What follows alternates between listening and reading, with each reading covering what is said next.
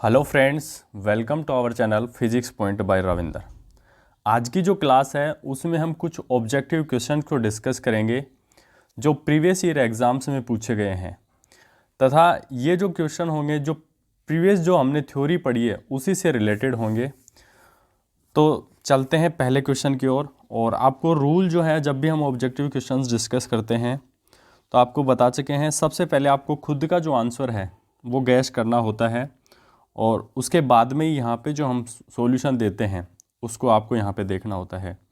और देखो, ऑब्जेक्टिव जो क्वेश्चन है उसको कराने के पीछे उद्देश्य ये होता है कि जो कॉन्सेप्ट है आपने उसको कितनी गहराई से समझा है। तो देखो, पहला जो क्वेश्चन है, न्यूट्रिनो एक ऐसा कण है जो जैसे हमने पाउली की न्यूट्रिनो परिकल्पना पढ़ी थी प्रीवियस क्लास में, तो हमने उसके कुछ कैरेक्टरिस्टिक्स बताए थे आपको, या कुछ गुणधर्म बताए थे न्यूट्रिनो को। तो आपको ये जो चार ऑप्शन है उनमें से जो करेक्ट जो आंसर है वो आपको यहाँ पे लगाना है। तो देखो, न्यूट्रिनो जो है, ऑप्शन में आपको एक बार पढ़ के बता देता हूँ। आवेशित है तथा इसमें चक्रण होता है। ऑप्शन बी है आवेशित है, इसमें चक्रण नहीं होता है, मतलब स्पिन नहीं होते हैं। और आवेश रहित है और इसमें चक्रण होता है। और ऑप्शन डी है आवेश रहित और इसमें चक्रण नहीं होता है। तो उम्मीद करता हूँ कि आपने जो अपना जो आंसर है वो सही से गैस किया होगा। तो देखो, हमने आपको बताया था कि जो न्यूट्रिनो जो है एक मासलेस पार्टिकल, कैसा है, मासलेस। तो देखो, इसका जो मास होता है, द्रव्यमान क्या होता है, ज़ीरो होता है। और स्पिन जो होती है ना, स्पिन होती है इसकी h×2। कोणीय संवेग होता है h×2, या स्पिन को h×2 होती है। और आवेश जो होता है ना, चार्ज इसका जीरो होता है। तो ये कुछ 3-4 गुणधर्म थे जिसको हमने प्रीवियस क्लास में आपके साथ डिस्कस किया था। और ये जो क्वेश्चन है एम्स 2000 में आया हुआ क्वेश्चन है। तो इसका जो करेक्ट जो आंसर है, आवेश रहित है। आवेश रहित है। देखो, न्यूट्रिनो जो है उसका चार्ज नहीं होता है और इसकी स्पिन होती है, इसमें स्पिन, इसमें चक्रण होता है। तो ऑप्शन सी जो है वो क्या हो जाएगा, करेक्ट आंसर हो जाएगा। चलते हैं नेक्स्ट क्वेश्चन की ओर।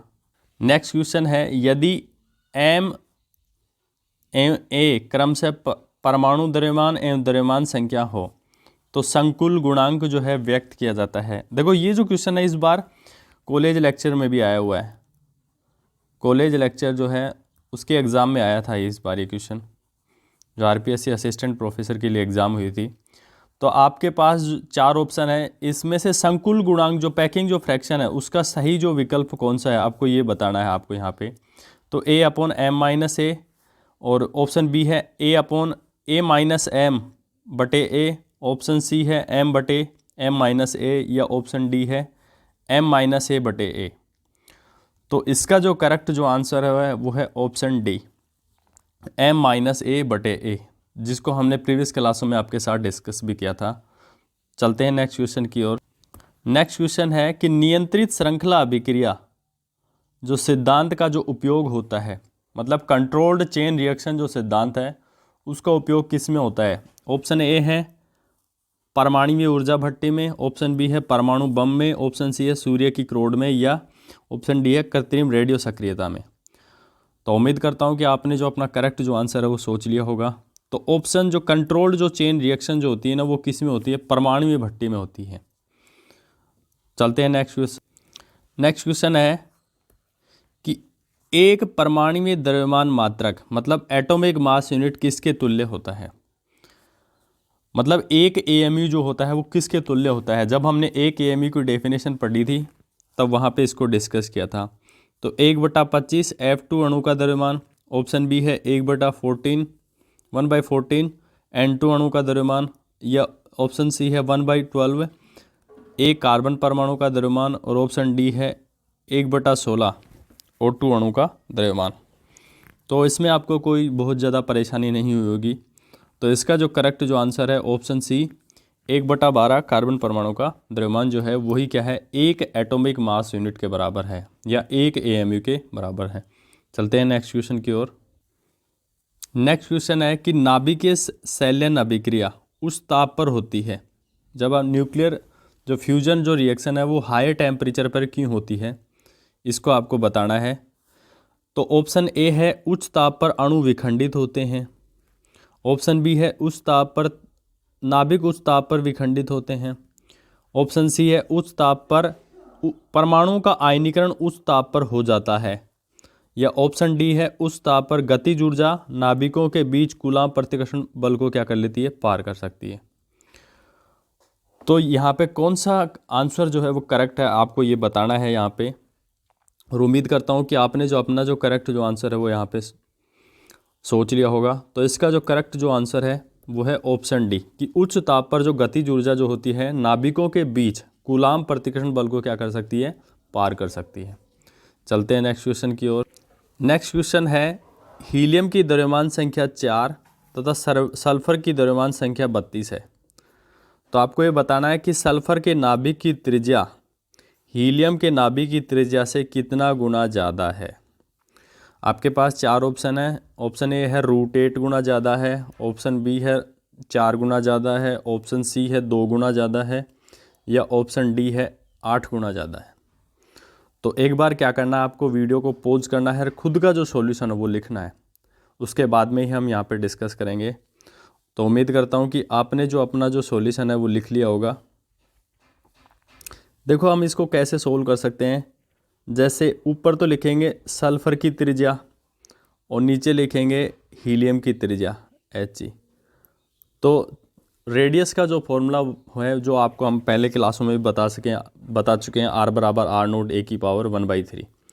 तो ये R0 हो गया और ये तो कांस्टेंट होता है, दोनों के लिए सेम होगा। ए सल्फर की त्रिज्या ए मतलब सल्फर की द्रव्यमान संख्या की पावर 1/3 और R0 ए हीलियम की द्रव्यमान संख्या की पावर 1/3। अब देखो R0 से तो R0 कैंसिल हो जाएगा। नेक्स्ट स्टेप में देखते हैं RS सल्फर की जो त्रिज्या है बटे RHe हीलियम की त्रिज्या बराबर, अब देखो ए की पावर 1/3 तो दोनों में ही है, तो ए सल्फर बटा ए हीलियम की पावर होल पावर 1/3। अब देखो दोनों की वैल्यू यहीं पे हम रख देते हैं। सल्फर की द्रव्यमान संख्या कितनी है, 32 बता रहा है, और हीलियम की द्रव्यमान संख्या कितनी बता रहा है, 4 बता रहा है। और इस पूरे की जो पावर होल पावर है वो क्या है, 1/3 है। तो देखो 8 चौक 32 होता है और 8 की पावर 1/3, तो R सल्फर बटे R हीलियम मतलब हीलियम की त्रिज्या बराबर क्या हो जाएगा, 8 की पावर 1/3 का मतलब होता है 2। तो देखो ऐसे लिख सकते हैं कि जो सल्फर की जो त्रिज्या है तो इसकी वैल्यू कितनी आएगी, 2, और ये वज्र गुणा होगा तो हीलियम। तो जो सल्फर की जो त्रिज्या है वो हीलियम की त्रिज्या की क्या है, 2 गुनी है। तो देखते हैं ऑप्शन कौन सा सही है। तो ऑप्शन जो सी है वो क्या हो जाएगा, आपका करेक्ट हो जाएगा। चलते हैं नेक्स्ट क्वेश्चन की ओर। नेक्स्ट क्वेश्चन है कि समीकरण है मतलब 4 हाइड्रोजन जो मिलकर हैं एक हीलियम बनाते हैं, 2 पॉजिट्रॉन का उत्सर्जन करते हैं, साथ में 26 मेगा इलेक्ट्रॉन वोल्ट एनर्जी का क्या करते हैं, उत्सर्जन करते हैं। तो यह जो अभिक्रिया है किसको प्रदर्शित करती है। तो आपके पास 4 ऑप्शन है।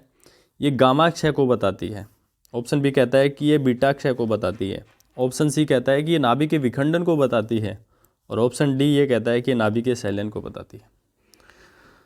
तो इसका जो करेक्ट जो आंसर है, आपने नाभिकीय संलयन में पढ़ा होगा कि जो 4 जो हीलियम हाइड्रोजन के जो 4 हाइड्रोजन जो है 1H1 मिलकर क्या बनाते हैं, हीलियम बनाते हैं, एनर्जी को उत्सर्जन करते हैं और पॉजिट्रॉन का उत्सर्जन करते हैं। तो ये जो अभिक्रिया ये किसको बताती है, नाभिकीय संलयन को बताती है। किसको बताती है, नाभिकीय संलयन को।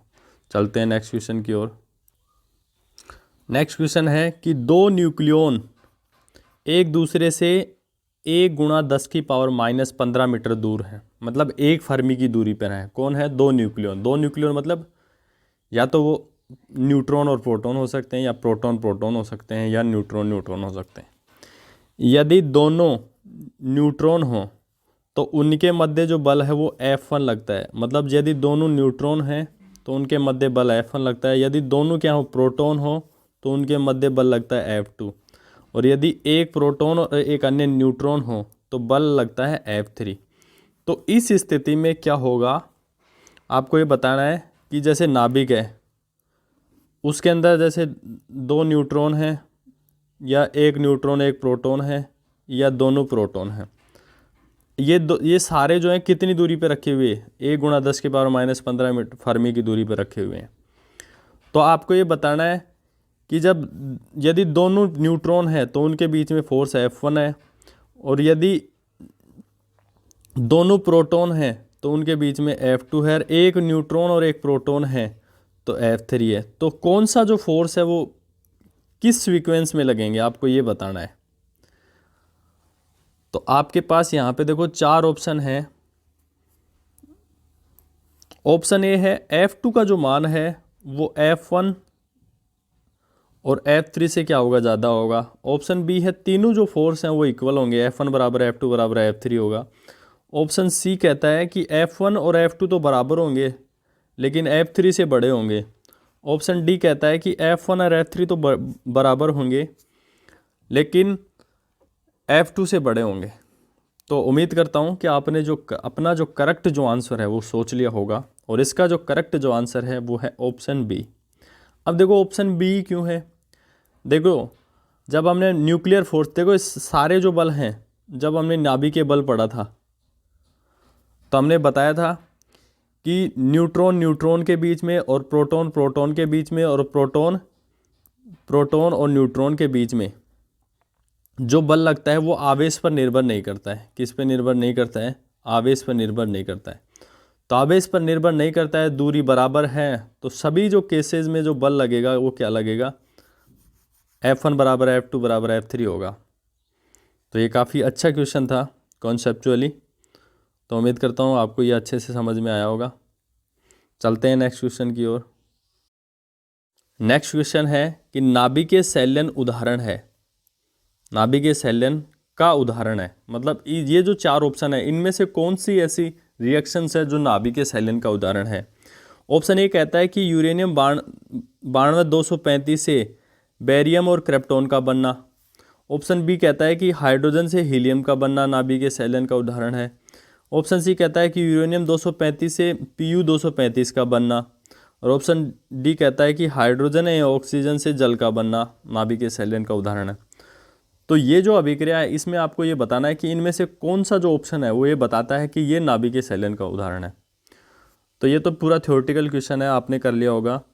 ऑप्शन जो बी है वो सही है, क्योंकि हाइड्रोजन से हीलियम का जो बनना है वो हमने प्रोटॉन प्रोटॉन चक्र में पढ़ा था और कार्बन नाइट्रोजन चक्र में भी पढ़ा था कि हाइड्रोजन से हीलियम का जो बनना है वो किसका उदाहरण है, नाभिकीय संलयन का उदाहरण है। चलते हैं नेक्स्ट क्वेश्चन की ओर। नेक्स्ट क्वेश्चन है कि निम्नलिखित जोड़ों में से कौन से जोड़े के नाभिक सम न्यूट्रॉनिक है। मतलब आपको ये बताना है कि यहाँ पे 4 जोड़े आपको दे रखे हैं 4 ऑप्शन में, तो आपको ये बताना है कि इनमें से कौन सा जोड़ा जो नाभिकों का है वो सम न्यूट्रॉनिक है, मतलब न्यूट्रॉन की संख्या समान है कौन से जोड़े में। तो एक बार क्या करना है, आपको जो वीडियो पॉज करना है और खुद का ऑप्शन लिखना है, और एक बार हम उम्मीद करता हूँ कि आपने अपना ऑप्शन कर लिया होगा, आंसर लिख लिया होगा। हम देखते हैं अब इसको। अब देखो पहला ही ऑप्शन हम चेक करते हैं कि जो न्यूट्रॉनों की जो संख्या होती है ना वो किसके बराबर होती है। द्रव्यमान संख्या में से आप अगर प्रोटॉनों की संख्या निकाल दो तो आपको न्यूट्रॉनों की संख्या मिल जाएगी। तो 74 - 34, पहले ऑप्शन को चेक कर रहे हैं तो ये कितना हो गया, 40 आ गया। और ये पहले ऑप्शन का दूसरा ऑप्शन हम चेक करते हैं, इसको N1 बोल देते हैं, इसको N2 बोल देते हैं।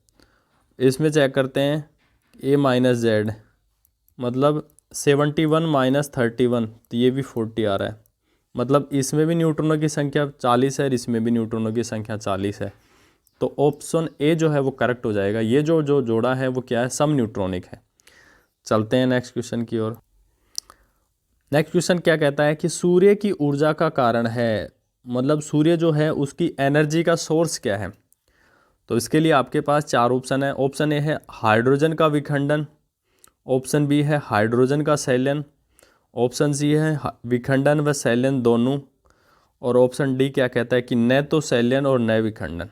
मतलब सूर्य की ऊर्जा का जो कारण है ये कहता है कि न तो संलयन है न विखंडन है। तो आपको अपना जो करेक्ट जो आंसर है वो बताना है कि कौन सा यहाँ पे करेक्ट जो आंसर है। तो करेक्ट जो आंसर है वो आंसर बी हो जाएगा, क्योंकि सूर्य की जो ऊर्जा का जो स्रोत है वो हाइड्रोजन का सैलन है, कि हाइड्रोजन के 4 नाभिक मिलकर क्या करते हैं, हीलियम नाभिक का निर्माण करते हैं और उसमें एक विशाल मात्रा में एनर्जी रिलीज करते हैं, जो सूर्य की ऊर्जा का प्रमुख स्रोत है। चलते हैं नेक्स्ट क्वेश्चन की ओर। नेक्स्ट क्वेश्चन कुछ इस प्रकार से है कि निम्न में से कौन सी नाभिकीय अभिक्रिया सूर्य में ऊर्जा का स्रोत है। मतलब यहाँ पे 4 रिएक्शन आपको दिखाई हुई है, उसमें से आपको ये बताना है कि कौन सी जो नाभिकीय जो अभिक्रिया है वो सूर्य की ऊर्जा का स्रोत है। ये जो क्वेश्चन है कि एम्स 2006 में पूछा गया है कि 4B9, ऑप्शन ए है 4B9 + 2He4 मिलकर कार्बन C12 बनाते हैं, ये ऊर्जा का स्रोत है।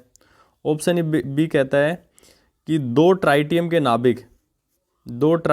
नाभिक मिलकर एक हीलियम नाभिक बनाते हैं और 2 1H1 निकालते हैं।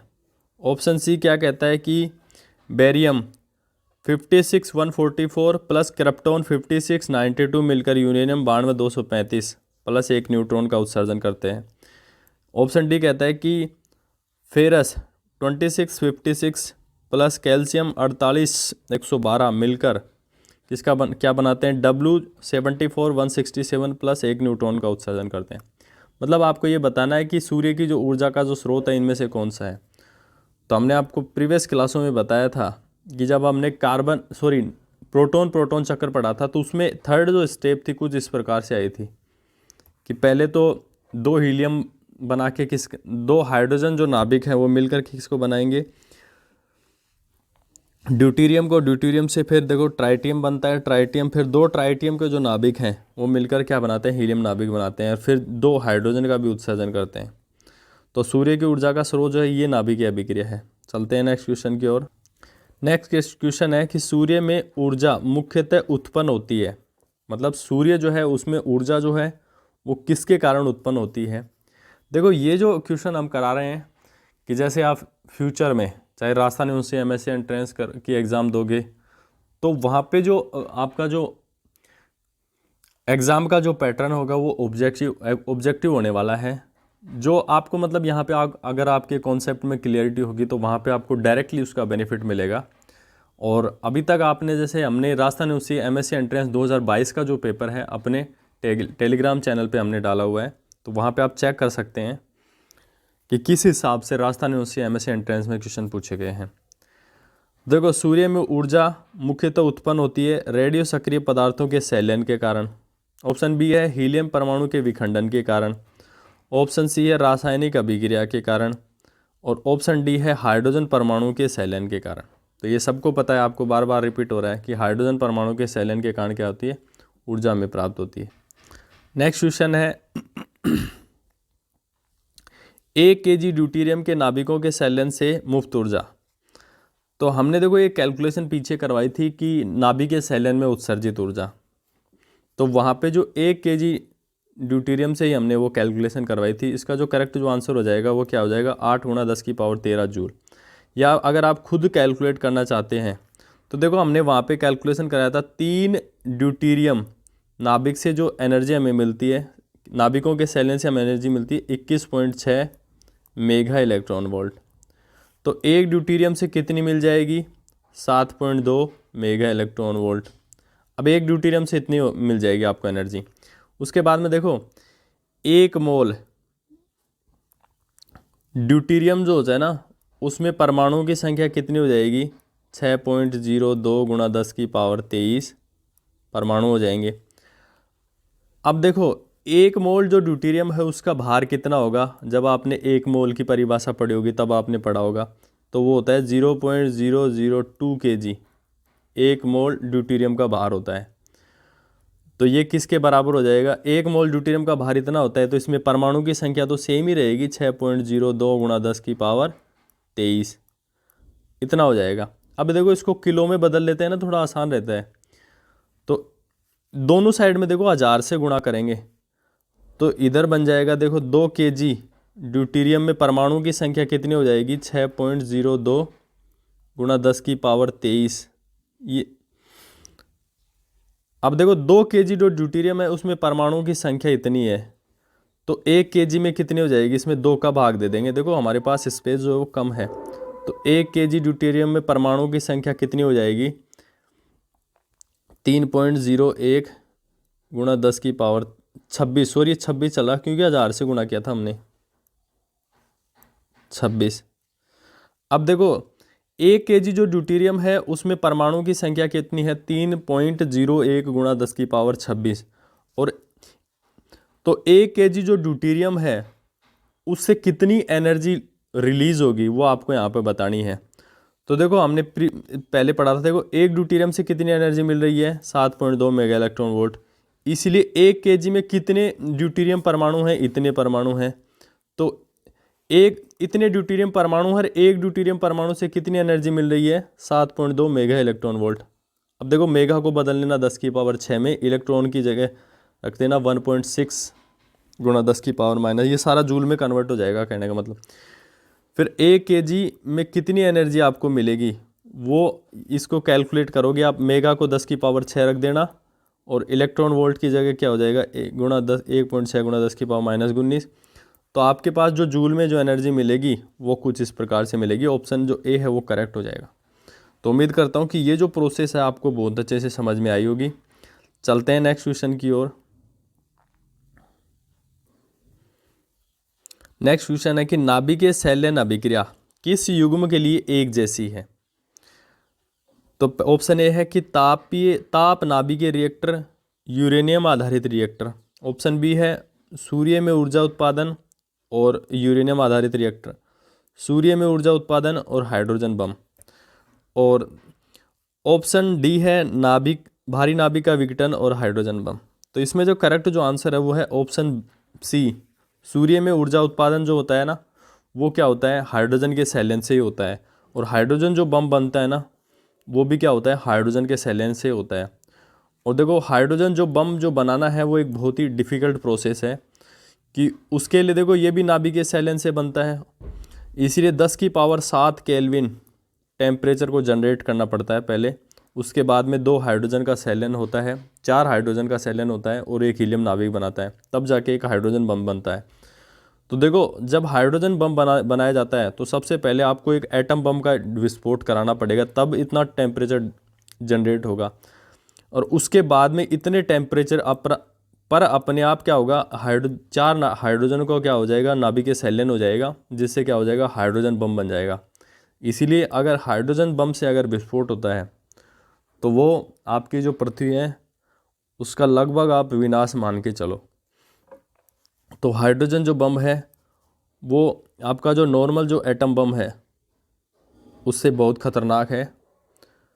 तो उसमें भी सेम वही प्रोसेस होती है जो सूर्य में होगी, क्योंकि हाइड्रोजन उसमें शैल्यन क्रिया होगी हाइड्रोजन बम में भी, और सूर्य में भी क्या होता है, नाभिकीय शैल्यन होता है। तो ये दोनों जो अभिक्रियाएं एक जैसी हैं।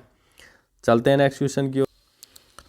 तो फ्रेंड्स आज की क्लास में इतना ही। नेक्स्ट जो क्लास होगी उसमें हम रेडियो सक्रियता से रिलेटेड जो न्यूमेरिकल्स हैं उनको कराएंगे, जिसमें हम रदरफोर्ड सोडी के नियम हो गया, अर्ध आयु हो गई, माध्य आयु हो गई, उससे जो रिलेटेड जितने भी न्यूमेरिकल्स हैं वो नेक्स्ट क्लास में हम कराएंगे। और उसके बाद में हम 4th यूनिट को डिस्कस करेंगे। तो अभी तक आपने हमारे चैनल को सब्सक्राइब नहीं किया है तो प्लीज़ सब्सक्राइब करें। मिलते हैं नेक्स्ट क्लास में, तब तक के लिए जय हिंद, नमस्कार।